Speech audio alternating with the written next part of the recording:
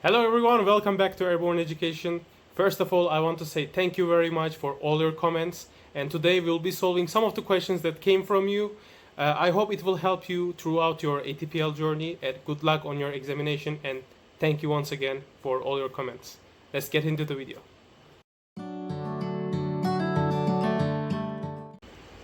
Alright, so you are flying a heading of 120 with true airspeed of 110 knots. If the wind is from 260 at 30 knots, what will be your drift angle and ground speed? Alright, for these type of questions, I definitely recommend that you use CRP5 from Pulleys, because most of these questions are written with this type of flight calculator, flight computer, and since it's really big, it's easy to understand that where is the line and everything. So if we get back to the question, the wind is given is 260 degrees with 30 knots. So first thing that I would like to do is adjust 260 on top. Yeah. Then I put the middle marker on 100 for easier calculation for myself. Then I need to decrease 30 knots, because if I'm flying towards 260, then it will be total headwind. So therefore, if I decrease 30 from 100, then I will get 70, and I put dot right here. You can probably see it. Next up, what I will do is I will set my heading for 120. All right, so I will just turn it until it shows me 120. Yes, right now it shows me 120, and you can probably see it. This is 10 degree, and every line represents 2 degree of deviation. So in that case, it is one line inside from the 10, so it will be 10 minus 2, so it will be 8 degrees to the left correction, as you can see. You can also try it on your flight computer. If we come back to our ground speed, it will be incorrect at the moment because I set it to 100 for easy calculation, but our true airspeed from the question, probably you are seeing it right now, is 110 knots. So if I move my flight computer towards 110 knots, and if I release it, just a second, it's a little bit hard.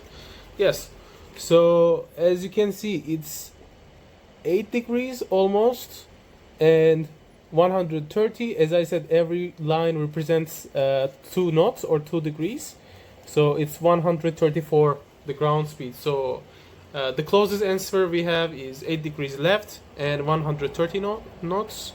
134 knots. As you can see from the question, it was already answered because these questions came from you, so I have to search it from the question number. So that's why it was always like this, how you're seeing it. But anyway, thank you very much for watching, and now it's time for the next question. Alright, so for this question, what is the total fuel capacity for an airplane fitted with the tanks listed below? Left wing tank, right wing tank, so wing tanks, center tank, and one additional center tank. So let's open our annex. Yeah, so first of all, we know that, just a second, yeah, the answer should be in kilograms. So let's go back to the annex. In kilograms, we already have for our wing tank right here, for our center tank, and our additional center tank. All right, so if we take out our calculator right here, yes, so it will be 2 times 6,221 equals plus, plus 6,437 plus 2,349, which equals 21,228. And if I will go back to my question, yes, it is the correct answer, 21,228. But unfortunately we lost a lot of time doing these calculations. Well, maybe you can do it within a minute or something like that, but we lost time. So you may say, but how we can save time in this question? So if we go back on the question, there's very important thing that we need to to pay attention is total width. So if we have one additional center tank, the total will be 21,228. So actually we don't have to do all of these calculations, and as you can see, it's 21,228. So you can do it manually, or you can just read the annex and find the total. So you don't have to do any calculations, so it's much faster. So it is really important that you read the annex fully, then go for the question. You can save so much time with this. Now it's time for the next question. Alright, so for mass and balance and aerodynamic purposes, a pilot decides to refuel only the inner and outer wing tanks on both sides. While the center tank remains empty, how much fuel is available?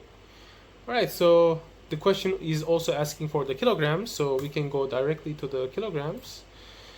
What we have here is we have outer tanks, as the question asked, and we have inner tanks. Yeah. So if I will bring up my calculator right here, so our outer tanks is 691 times 2, since we have it on the both sides, it will be 1,382. And for our inner tanks is 5,435 times 2. That will give me 10,870. So plus 10,870, which gives me 12,252 kilograms in total. So as you can see, it's right here. But you may wonder that if we have another solution for this question, much faster one. Yes, we actually do, but it's not really fast, but faster than this one for sure. So we have to go to total once again. As the question stated before, right here, only the center tank is not fulfilled. Yeah, while the center tanks remains empty. So if we take out the center tanks from the total, we will get also 12,252. So let's do it like that. 18,728 minus 6,476, which gives me again 12,252. So it's basically like this. Go wild with it. It's up to you. Just read the annex and make sure that it is the fastest way possible for you to solve. But remember, fast is not always correct. So make sure to pay attention during your solutions. That's it for this video. Thank you very much for your comments. And if you will leave any more comments, I will try to solve them as much as I can. Thank you very much for watching and supporting this channel, and I hope to see you also on the future videos, and take care. Goodbye.